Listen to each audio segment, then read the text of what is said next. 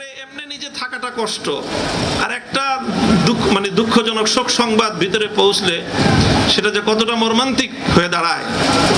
সাখাওয়াত হোসেন রাজি সাহেবের আব্বাজান রহমতুল্লাহ আলাইহি, ওনার ইন্তেকালের সংবাদ ওনাকে কারাগারের ভিতরে শুনতে হয়েছে এবং সেখান থেকে অনেক কষ্টে কোনো রকম জানাজায় গিয়ে শরীক হয়েছেন। আমাদের সাথে যে কাজগুলো করা হয়েছে সেগুলো এতটা অমানবিকতা না করলেও হতো আমাদের সাথে। জানাজায় যে যাইতে যেতে ওনার জোহরের সময় জানাজা হওয়ার কথা, সেই জানাজা পৌঁছতে পৌঁছতে রাত 11টা বাজছে ওনার।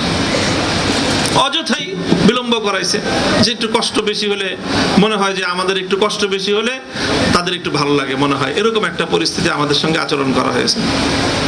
সব লোকজন মোবাইল ফ্যাসিলিটি পায় ইল্লা হেফাজতে ইসলাম। ইল্লা হেফাজতে ইসলাম মানে হেফাজতে ইসলামের যারা আছে সপ্তাহে 15 দিনে কোনোভাবেই তাদেরকে তাদের পরিবারের লোকজনের সাথে যোগাযোগ করার জন্য মোবাইল ফোন ব্যবহার করতে দেওয়া হবে না। মোবাইল মানে তাদের সেই ফোনের সুবিধাটা কারা কর্তৃপক্ষের। এখন বাংলাদেশের সমস্ত কারাগারের নিয়ম হলো এই যে প্রতি সপ্তাহে একবার করে বন্দীদেরকে সুযোগ দেওয়া হয় তার পরিবারের সাথে যোগাযোগ করার। আমাদেরকে এই 3 বছরে আমাদেরকে সুযোগটা দেওয়া হয়নি।